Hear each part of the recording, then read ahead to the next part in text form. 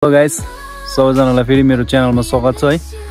अनि आजको के भ्लग छ भन्दा चाहिँ आज चाहिँ त्यस्तो के भ्लग छैन।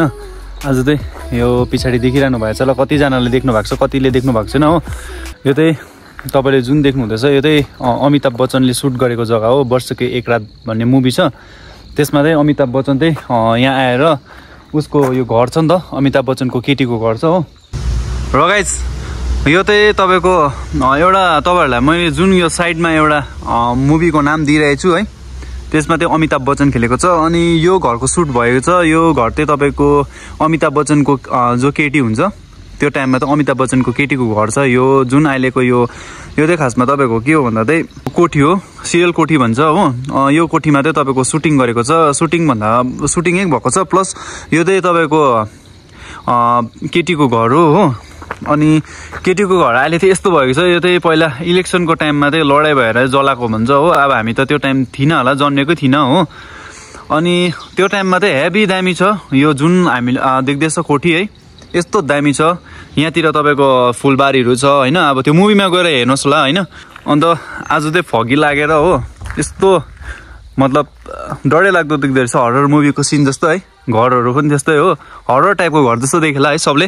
अनि यो फगीको कारणले चाहिँ अलिकति कस्तो कस्तो टाइपको आइरहेछ है, ब्लर ब्लर टाइपको। अनि पानी पनि परिरहेछ हो।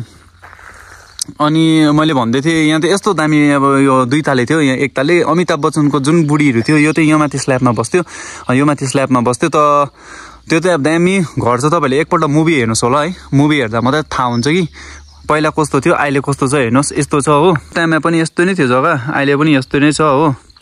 अनि यो जुन रुखहरू छ त्यो सबै त्यही छ सेम। यो रोड छ, त्यति बेला रफ रोड थियो, अहिले चाहिँ पिच भएको छ हो। अनि यहाँबाट टक्क तपाईँको इन हुने गेट छ है मुभीमा, यो भित्रको टक्कै गएर इन हुनेछ। त्यहाँदेखि तपाईँको यहाँतिर सबै गार्डनहरू छ है, फुलहरू मजाको फुलेको देखाएको छ हो। अनि यस्तो यहाँ पसेर चाहिँ यहाँतिर तपाईँको रुमहरू छ, सानो सानो अमिताभ बच्चनहरूको रुम। अनि यहाँबाट होइन मलाई थाहा छैन एक्ज्याक्ट प्लेस युकाल होला सायद। यहाँबाट चाहिँ तपाईँको सिँढी छ माथिल्लोपट्टि, के जो अमिताभ बच्चनको गर्लफ्रेन्ड छ उसको रुम जाने छ हो। यहाँ कति लडाइँ पनि भएको छ है। अनि घर चाहिँ यस्तो भएछ चाहिँ हेर्नुहोस् होला है। यो चाहिँ तपाईँको कहाँ पर्छ भन्दा चाहिँ मेन लोकेसन तपाईँको दार्जिलिङ मङ्पुमा पर्छ हो। हेर्नुहोस् होला यस्तो छ ब्याकग्राउन्डबाट हो। अगाडिबाट देख्नुभयो यस्तो दामी थियो त्यो टाइम होइन। अब इलेक्सनको टाइममा नजलाएको भए त यस्तो दामी देख्थ्यो। अहिले पनि यो एन्टिक पिसमै बस्थ्यो होइन। अमिताभ बच्चन कहाँको मान्छे आएर त्यहाँ मुभी खेलेको होइन। र गाइस यो देख्दै गरेको यो जुन माथिको यो टप छ बिचको मिडलको, यो चाहिँ तपाईँको चिम्नी हो। यसबाट चाहिँ तपाईँको धुवाहरू जान्थ्यो, भित्र आगो फुकेको डल्लै हो। साइडबाट चाहिँ लुक्स यस्तो देख्छ हो तपाईँको, यता ब्याकग्राउन्ड होइन, यता यो रोड साइडबाट चाहिँ यस्तो देख्छ हो। अनि आज चाहिँ तपाईँको हेभी फगी लागिन्छ नि यहाँ चाहिँ। अब यहाँदेखि उकालो तपाईँहरू गयो भने दार्जिलिङहरू पुग्छ हो। अनि बाटो पनि त्यस्तै चिसो नै छ, जस्तो यहाँ छ वेदर त्यस्तो नै हुन्छ दार्जिलिङमा पनि हो। अन्त यो चाहिँ तपाईँको साइडबाट यस्तो छ हो। अन्त यहाँ माथि बताए केटीले त्यो मुभीमा केटालाई लेटर लेखेको छ यो साइडमा बसेर होइन। तपाईँहरूले हेर्नुहोस् होला मुभी होइन, मैले भनिरहेको छु तपाईँहरूलाई जसलाई इच्छुक छ है। अब यस्तो चाहिँ दुईवटा छ है, यहाँ एउटा भयो अन्त एउटा चाहिँ उता कर्सियङ सिटोङ साइड छ हो। अन्त यहाँको त तपाईँको जलाएर अब यो त पुरानो भइसक्यो हो। अन्त अर्को चाहिँ मान्छेहरू बस्छ, उताको त राम्रै छ, त्यस्तो केही भएको छैन हो। अनि यहाँ चाहिँ तपाईँको अहिले रोडहरू बनाएको छ है। यहाँ त यहाँबाट पनि यस्तो देख्छ है, डरै लाग्दो। म त डर लाग्दिन्छ यहाँ आइदिनु हो। साइको पर्छ छ भनेर सुनेको। अब ब्रिटिसहरू बसेको पालोको हो यो चाहिँ हो, ब्रिटिसहरूको टाइममा बनाएको। यस्तो देख्छ साइड लुक्स। र तपाईँहरूलाई मैले भित्रबाट पनि देखाइसकेको छु है कस्तो छ भनेर। यहाँ चाहिँ तपाईँको स्टाफ रुमहरू थियो हो। मतलब यहाँतिर पुरै तपाईँको डिजाइनहरू हानेको थियो है। यहाँतिर यस्तो मजाको, अब मुभीमा यस्तो मजाको छ, वाइट नै छ। अहिले पनि पेन्टहरू अलिअलि देख्नुहुँदैछ वाइट, मुभीमा पनि वाइट नै छ घर हो। कलरभित्रको जुन कलर हुन्छ वाइट नै छ।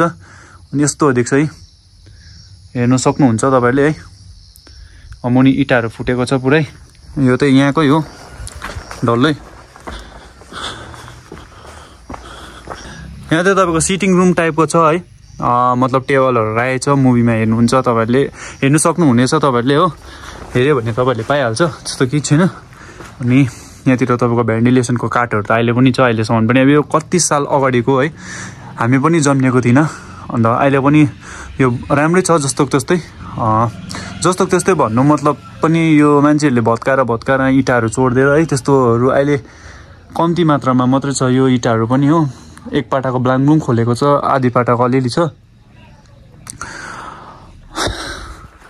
यस्तो छ यो चाहिँ तपाईँले देख्नु सक्नुहुने थियो। यो चाहिँ अब यो चाहिँ आगो फुक्ने हो। यहाँ आगो फुकेर चिम्नी होइन, यहाँबाट अब तपाईँको यस्तो उकालै यस्तो यो डरै लाग्दो छ। यहाँबाट चाहिँ आगो फुकेर माथिबाट चिम्नीको उयो धुवा निस्किने है।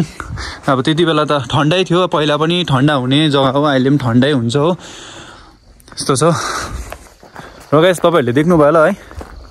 तपाईँहरूलाई चाहिँ फेरि म एकपल्ट भन्छु हो, तपाईँहरूले पनि नबिर्सिकन त एकपल्ट हेरिदिनुहोस् होला। युट्युबमा गएर वर्षकी एक रात अमिताभ बच्चन मुभी भनेर सर्च हान्नुहोस्, तपाईँहरूलाई आइहाल्छ। जुन केटीको घर छ यही हो, ब्याकग्राउन्ड देख्ने गरेको तपाईँहरूले होइन। मैले त हेर्नु त हेरेको हो, अस्ति भइरहेको थियो हो। आउने त यहाँ टाइम हुँदैन, अन्त आज चाहिँ म चाहिँ भिडियो गर्न आएको। मेरो त टाउकोहरू पुरै भिजिसक्यो है। र सबैजनालाई थ्याङ्क यू। आजको लागि यति नै छ भिडियो है।